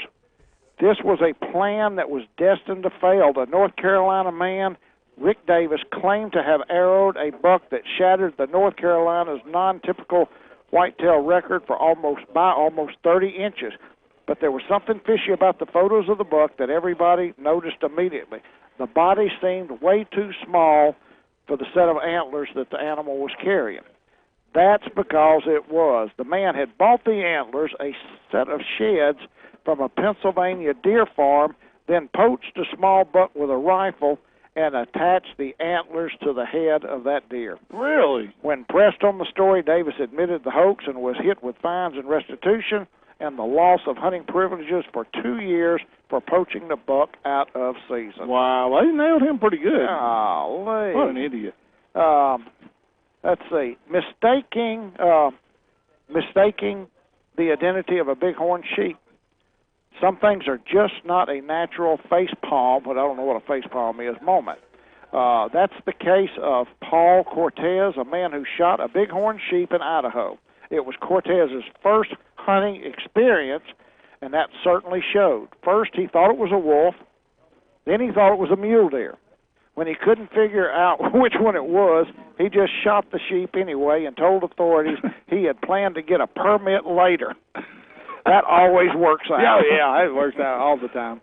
But bighorn sheep are one of the most notoriously difficult tags to get just about anywhere. There was no way to cover this one up. Some people just don't belong in the outdoors at all. Wow. So, we got time for another one? Yeah, we got time for one more. Hold up just a minute on that one. You were talking a minute ago about the bear. Let's just say that, Graf, you're there at your place in Natchitoches. Yeah. And all of a sudden there's a bear in your backyard. Okay. Are you nervous? Are you scared? I mean, I'm wanting to know if any one of my family's outside. I want them inside. Yeah. And I'm going to keep my eye on this sucker. And probably going to have a loaded. If you're gun in mistaking that from a member of your family, they need to shave. No, I'm not mistaken. Whoa. I want to make sure my family's not out there. I'm just saying that guy, he might have had a legitimate case. He thought it was a grizzly. I mean, who really around here could identify whether it's a brown bear or a black bear? We obviously don't have any grizzlies, but how do you determine the motives of an animal? He was acting funny. He kept coming at me. I kept hollering at him. Well, they specifically said he was across the street in a ditch, wasn't in his yard. Yeah. And he said that the animal was not acting aggressive. But let's just say it was in your yard. Are you within your legal rights at that point because you're afraid, to shoot that animal? I would say yes if he's on your property. Yeah. I think you would still have to plead fear of your life. Sure. Yeah, that would have to be your plea, but and it's kind of hard for the bear to witness. Yeah, right. So, but anyway, and you got one more you said? Yeah. All right. Unfortunately, some people seem to take their job as a position of power. Such was the case of two U.S. Fish and Wildlife employees who poached a bull elk in October, this was of 2014, after trespassing in Colorado to shoot it. But conservation officers recognized landmarks in the background of the photo and determined that the area they had shot the elk had been off limits for hunting. Colorado Parks and Wildlife heavily publicized the incident in an apparent attempt to show no one, not even federal wildlife authorities, are exempt to hunting laws. Wow. That's pathetic right there. Yeah, it is pathetic. So, all right, we'll take our final break, and then we got one more segment left, and I'm going to tell you folks what baits do you need to be bringing for this weekend over here at the Bob City Big Bass Splash. I'll tell you what's hot right now that you need to make sure you have tied on for this weekend at the Bob City Big Bass Splash here at Toledo Bend. Folks, we'll be right back with more Hooking Up and Trekking Down on 1130 The Tiger.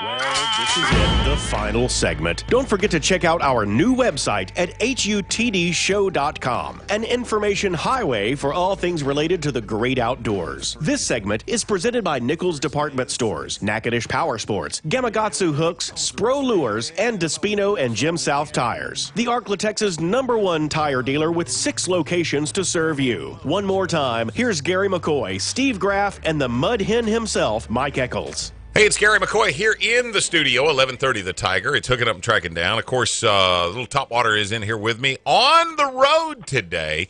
You'll find him at Toledo Town and Tackle, the old Mud Hen, Mike Eccles, and Steve Graff. And Steve's got a little something for us from the CCA Star Tournament. That's right, folks. The CCA Louisiana Star statewide tournament and Anglers Rodeo is in its 23rd year of competition. Each year, the tournament begins on the Saturday of Memorial Day weekend and lasts until Labor Day. Star is the CCA's Louisiana's largest membership drive and boasts over 13,000 participants each year. During the competition, anglers compete for over $500,000 in prizes. Register now, as the tournament will start May 27th. Go to ccastar.com to learn more and to register for the greatest fishing tournament in the Gulf Coast region.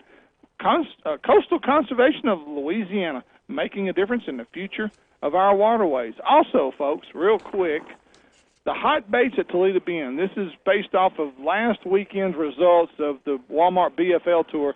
Carolina rig flukes were a very hot ticket over here, dragging those out on the ridges, especially on the main lake and in points. But if you're going to change that fluke, what was the new little worm? This other worm that we alluded to earlier. Yeah, the Carolina. Magnum finesse worm, and a lot of guys are wacky rigging this as well as Carolina rigging it as well.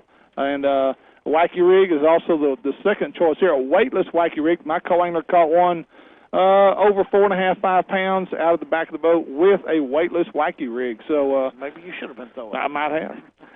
Chatterbaits. Now, chatterbait bite from me was really good early in the morning but when that sun got on up about 8:30, 9 o'clock, that bite kind of disappeared on me. 10, 11-inch worms are also typical this time of year. It's that time of year. Texas rig trick worms were also very good, especially with the wind not blowing. Calm water days. That straight tail worm, a straight tail trick worm with a 3/16 2/0 hook is as good a bait. I caught a lot of fish on it last week, and it's just been a good producer over here. Green pumpkin, watermelon red, typical trick worm colors. I do throw black emerald a lot over here, and I throw it everywhere and catch fish on it. So, but anyway, that's the main thing. You find a chatterbait easy to hang up? Yes, a chatterbait. It will not roll over a log. Yeah. It's going to hang on that log. It rolls into it. It just rolls into it, and it's the most frustrating thing. Now, they've got a new one, Mike, and I haven't tried it yet. It's a swivel head, just like the hard head and just like the biffle bug. It's a swivel hook on the back of it that rotates. I haven't tried that one, but I'm thinking it might come better through cover like that. I don't know. I'll have to try one and see. But the original chatterbait will hang up. Now, you got a bait right there, Mike, that is a great topwater bait early, especially in the mornings or really in the middle of the day. Don't be afraid to pick up. And how many big fish has that bait been responsible for? You know, this is the head and Zara spook. Yeah. And this is the one knocking. Right. Just knocking around. Right. It's got a real good rattle in it. 2 great hooks. This is a bone-colored with a little splash of orange under the throat. I can remember the first bass I caught on a Zara spook. Really? I read an article in Bassmaster magazine. This back when I was just fishing club tournaments. I read an article about fishing the Zara spook. I had fished it a little bit, but I hadn't caught anything. But this article emphasized that if you get a bite on the Zara spook, never break. Don't set the hook till you feel him pull, and never break the cadence, because if a fish hits that spook and you never break cadence, there's a chance that the fish will come back and hit it again. Oh. I read this article on a Friday. The next day on Cross Lake, I'm fishing a club tournament. I'm right out in front of the wash pot, out on the outer group of trees. I start off throwing a Zara spook, and I hadn't been throwing it 5 minutes when a fish hit behind it, and I flinched, but I never quit the cadence, and I didn't pull it another 3 feet, and the fish hit it again. Still came back and got it. And caught it, and the fish weighed almost 7 pounds. This was a long time ago. Right. Almost 7 pounds. It wound up being the big fish of the year for the Bass Club. Wow. So I have to attribute that to Nerves of Steel and reading the article in the Bassmaster magazine. Because that is hard to do. It is. When you get a bite. Like, you want to stop it and just let it sit. But never, with a Zaraspook, if a fish rolls on it, you never break cage. You just keep on walking it the way you were walking it. Right. And you stand a better chance of the fish hitting it the second time. And I've heard just the opposite for a frog, that a lot of times fish will come up and stun a frog, and if you work it back, they won't get it. But if you just let it sit there after they've stunned it, they will come back and eat that bait a lot of times on a frog. Yeah, and I think that varies day to day and fish to fish. Probably right. And another bait I want to really give a little shout-out to, because it's a bait that I know Gary and I have thrown quite a bit, especially last year. We actually came in second in a tournament at Lake Fork with this particular bait. This is a V&M J-Bug. Don't tell everybody. This is a V&M J-Bug, and it is a great bait. It's a great compact bait, great for pitching and punching, especially if you find hydrilla, which is hard to find here on Toledo. But if you find some grass, Sam Rayburn's got a little grass over there right now. This is a great bait for doing that, flipping heavy cover. You can put it on with a 3/8 or a 5/16 type weight and actually get down into that cover pretty good with it. But I do recommend, and there's several colors in the J-Bug, this is a really great compact type bait. It's a great jig trailer. It's a great swim jig trailer, and just a great all-around bait. So I encourage you to give them a try. Again, it's called the V&M J-Bug, and Kirk Carver's got a great selection of that particular bait. Mike, I'm going to ask you, Gary, I'll ask you the same question. If you could pick one bait this weekend to come over here to Toledo Bend to try to catch a big one, what would you throw? Wow. You know, the first money that I ever won in the Bob Seeley tournament was on a Zaraspook. But I'm going to tell you, I'd be hard-pressed to get away from a big crankbait this time of the year, because I would normally not be fishing down south where a lot of the bigger fish are. I'd be fishing the ridges up from 12-15 all the way on up to Converse. So right. I'd be inclined to stick with my crankbait, looking for some brush on the edge of those ridges. Right, Mike.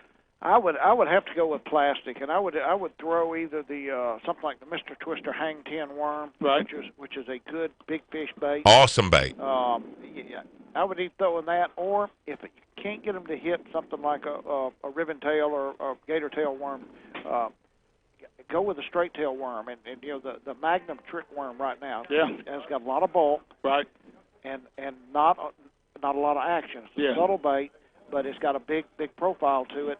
And I think on a day when we're going to have this many boats on the water, fishing pressure, because I'm not a deep crankbait. I can fish shallow crankbaits, but I'm not a deep crankbait person. Me either. I'm gonna throw something with lead on the head, and I think between those two worms right there was probably what I throw. Well, you hit exactly what I was going to say, which is a Magnum trick worm. I'm changing then. Yeah, I watched Stephen Browning last year in the Bassmaster Elite Series event that was about this time last year. He was up the lake, and he was in the same pocket I was in. He actually came in where I was at. He came on top of my fish, Mike. Oh, yeah. And I had to pull off, and let him have it. He saw the size of him and left. Yeah, what the heck. But anyway, now he comes in there with a Magnum trick worm, and he catches a 7-pounder right there with me, just following him, watching him fish, and we just having a conversation. He flips in the bush and catches it, and he's on that Magnum trick worm. It's just a great big fish bait, and a bait that you can catch a lot of quality with, period. So, but anyway, that's our take on the Bob Seeley. That's what we would do, and you do what you do. Main thing, folks, the best advice I think we can give anybody, do what you got confidence in. Throw what you got confidence in. I think that makes a big difference in how you fish. First off, be safe.